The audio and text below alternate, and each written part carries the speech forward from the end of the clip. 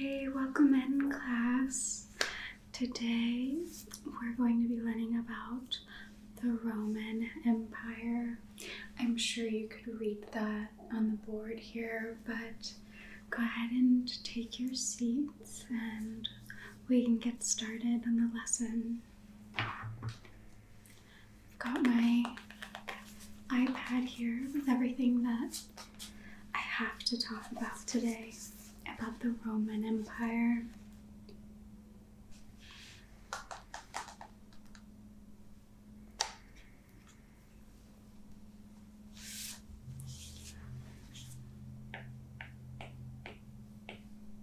Okay, first of all, welcome in.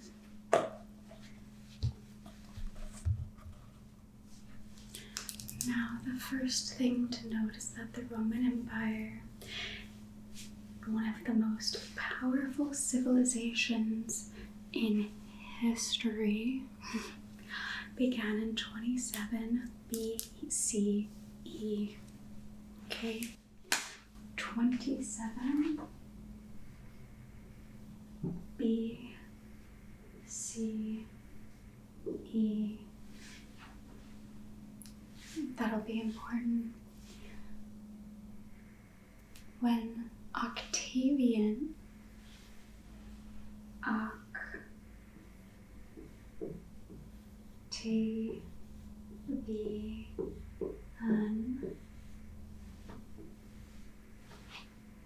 became the first emperor,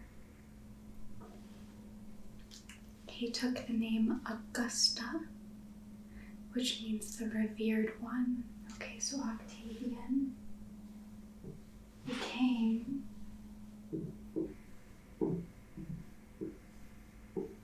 Augusta. Very important, keep that in mind, okay?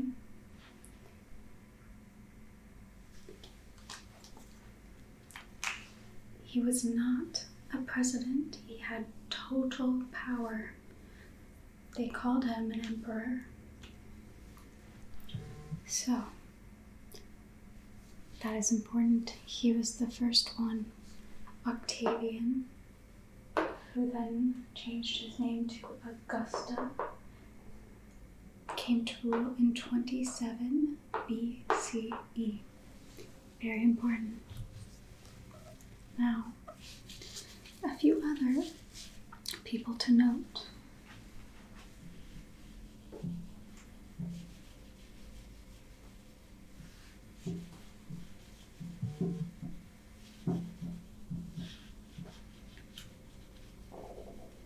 Will be Julius Caesar. So, you may recognize that name.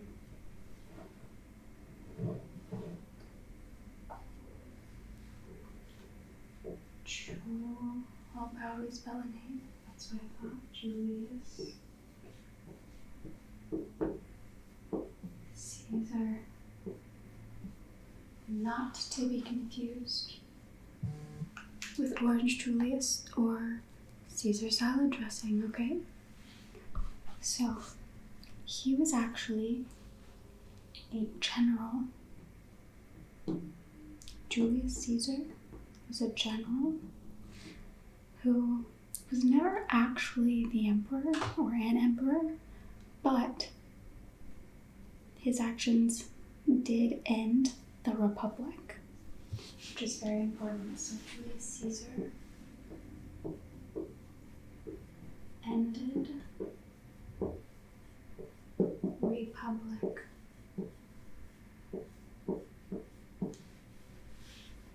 Alright. Now, his victory was short-lived. He was assassinated on March 14th, 44 BCE. A day known as the Ides of March. So he was not the emperor. Augustus actually was. Augustus. Octavia was the emperor. Octavia is his son. So son, we'll write Augustus here.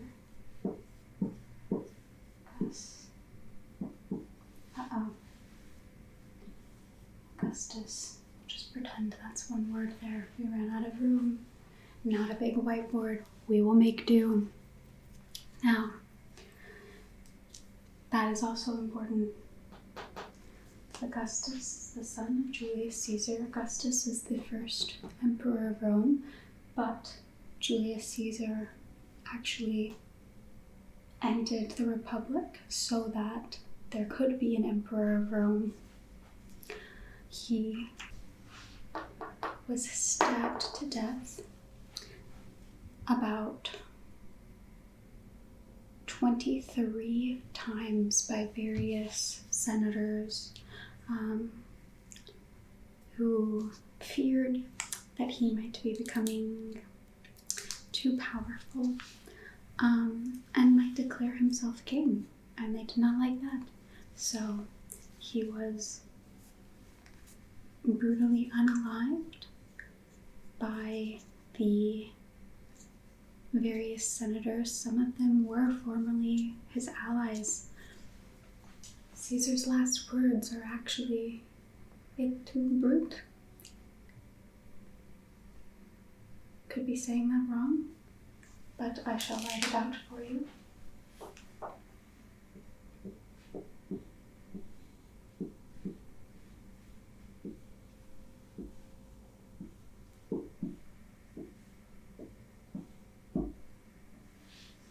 These are his last words, okay? Which basically is just "you too, Brutus," because Brutus was a good friend of his who participated in the unaliving of Julius Caesar. So that is information about Julius Caesar. Moving on to Augustus again. So again, crowned in 27 BCE as emperor, and he was originally born Octavian, became Augustus later when he became emperor, and was the adopted son, that's actually important, adopted son of Julius Caesar. It was originally his nephew, and then Caesar brought him under his wing, if you will, to care for him, which is ironic that he was the emperor at the time of his stabbing, if you think about it, really. After years of civil war, Julius Caesar was able to end that so that Augustus may come in and bring peace. So he is viewed as the one who brought peace after years of a war for an era called the Pax Romana.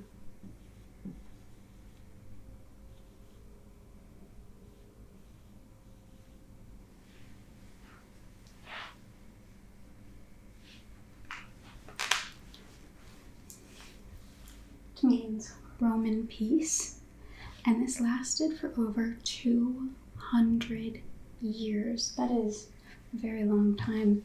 He is a well-renowned, well-remembered emperor for Rome. Now, he died in 14 CE, peacefully, and unlike Caesar, and his last words were, "Did I do my part well, then applaud as I exit." Very dramatic, but we applaud you, Augustus. We applaud you. Now the next emperor to note.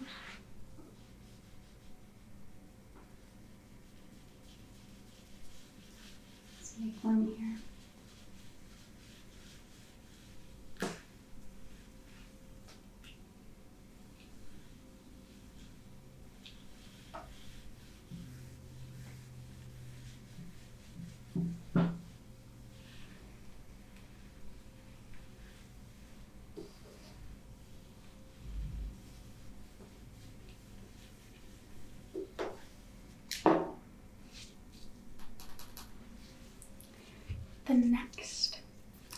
note is Nero, N-E-R-O.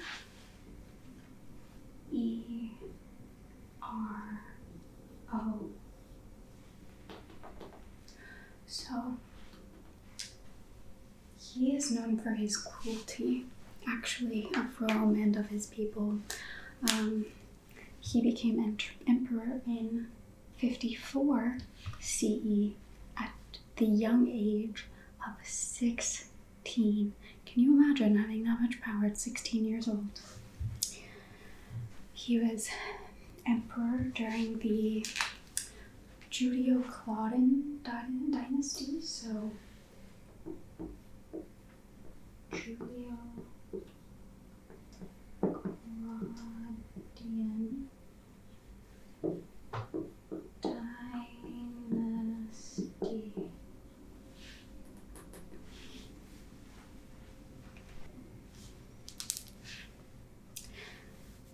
His early rule was considered peaceful, but that was more attributed to his mother,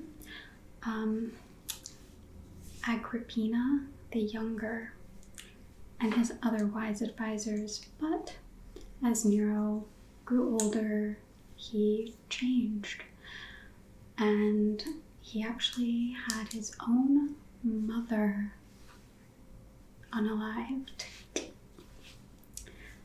And after that, it kind of went downhill from there. So he was viewed as a very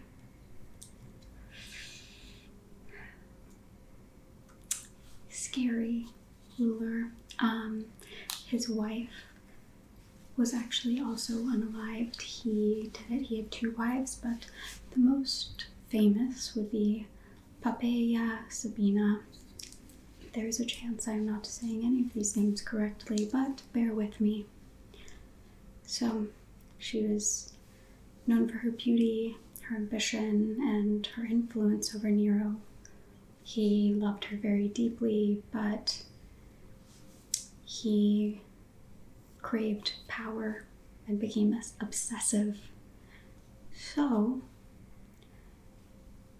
nobody really knows exactly what happened, but there were claims that Nero kicked her in the stomach while she was pregnant with their unborn child. And that unalived her and the child, and he was overcome with guilt after that. Some people say it was an accident, some people say it was a fit of rage. It's hard to say. We weren't there. Everybody that was doesn't exist anymore.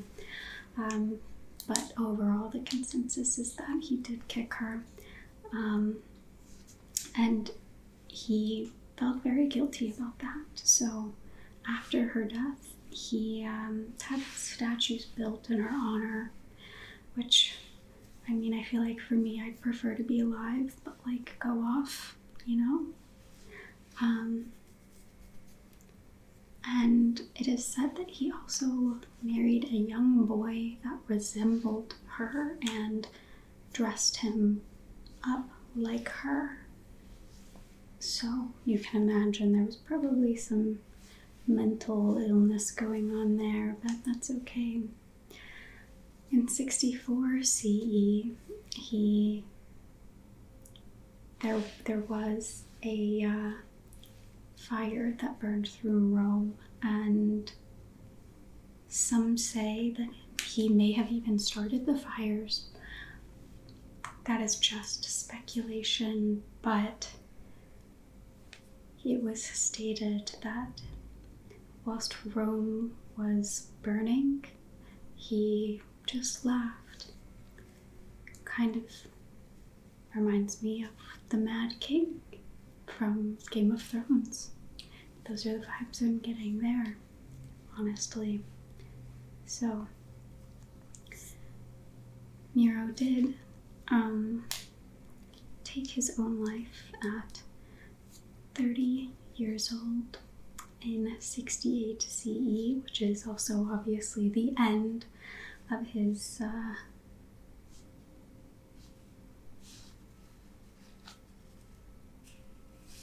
I misspoke.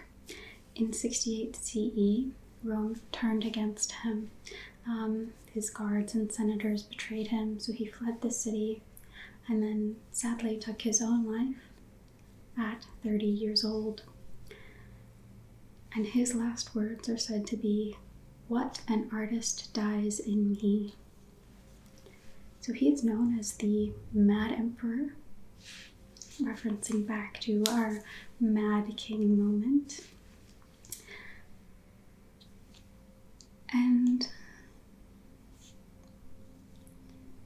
But he was a patron of the arts, and some historians view him as possibly being misunderstood.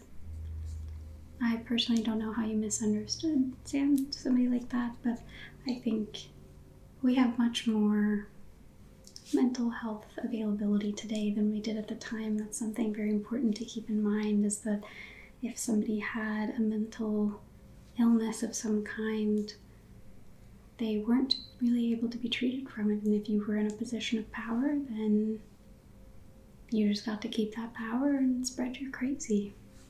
So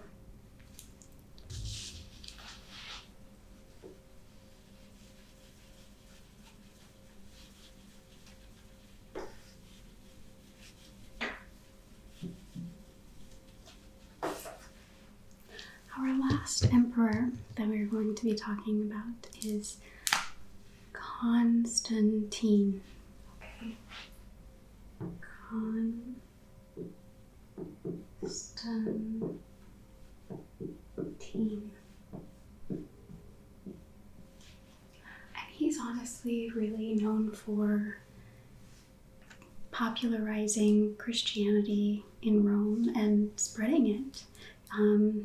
Before his rule, Christianity was illegal in Rome, and he had a vision before a grand battle, the Battle of the Milvian Bridge in 312 CE.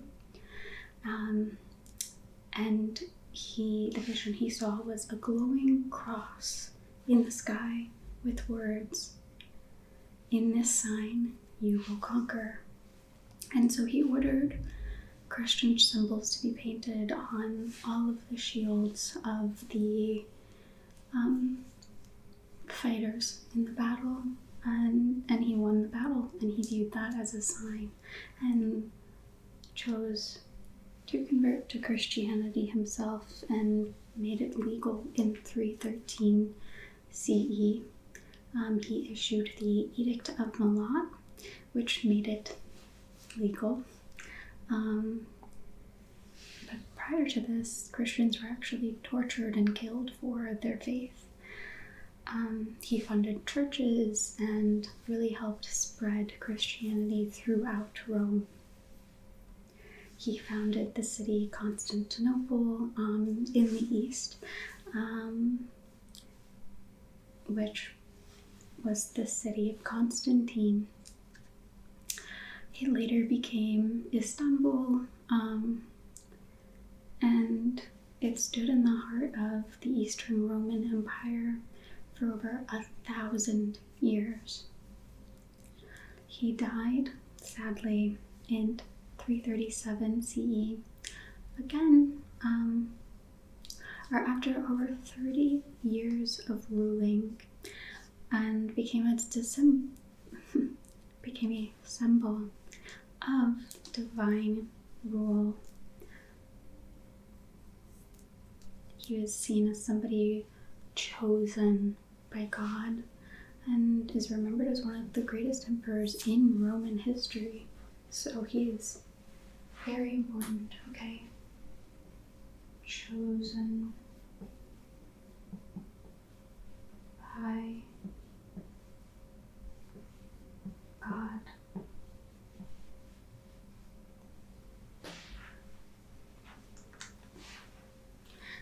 Now, moving on from the emperors, that was all great information.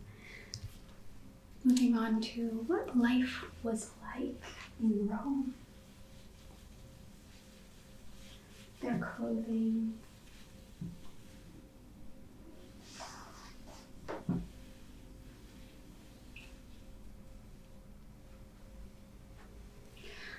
famous tunics and togas, and women who were wealthy wore long dresses called stolas, and they were often decorated with jewelry.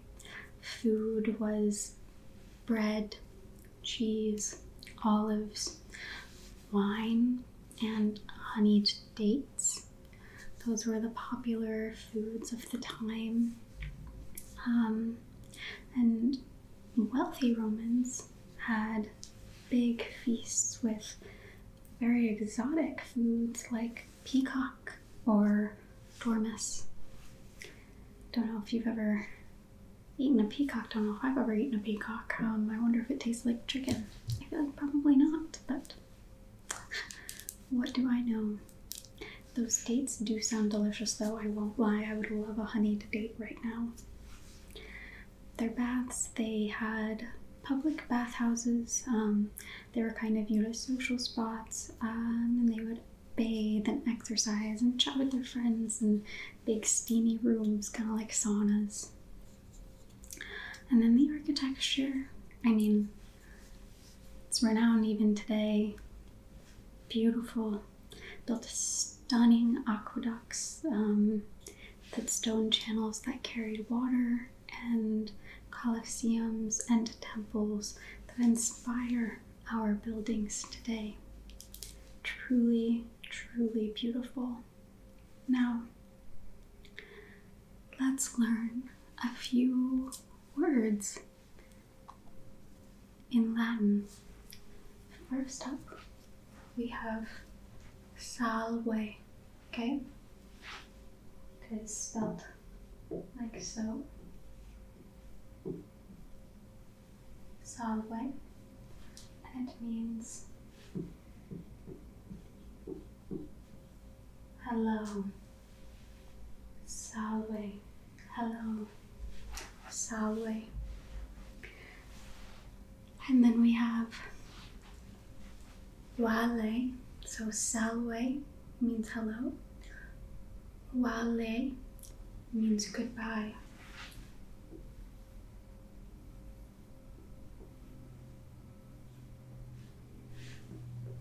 And we've got good, bye. Salve, vale. Can't talk right now. Very popular saying. Next, carpe diem. I believe it was, can't remember his name off the top of my head. Very popularized in a movie with a very famous comedian actor that I can't remember his name off the top of my head, but carpe diem, it means seize the day. Now it's kind of used in a live your life, kind of like a YOLO, if you will. If you know what that means. If you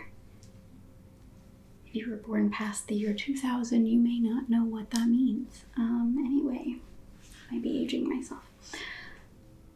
And lastly, and this one is my personal favorite, amor vincit omnia. And that means love conquers all. So get these out of the way. We don't need hello and goodbye when we have love.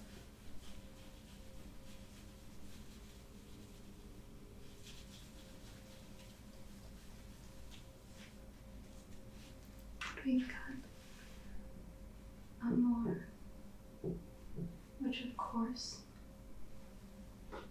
means love in many languages.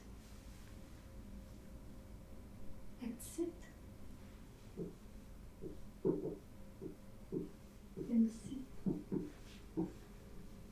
Omnia. Love conquers all. Omnia, omnipresent, all.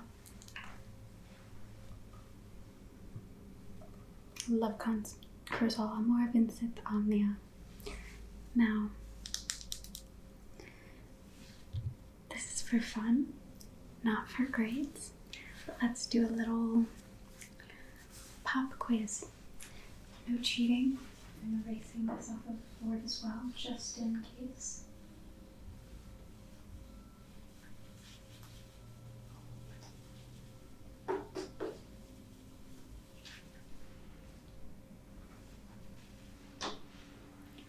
Tell me, who was the first emperor of Rome? Augustus. Augustus. I would also accept Octavia. Octavius? I would have accepted any of them, any version. I know what you're talking about. The first emperor of Rome, Julius Caesar,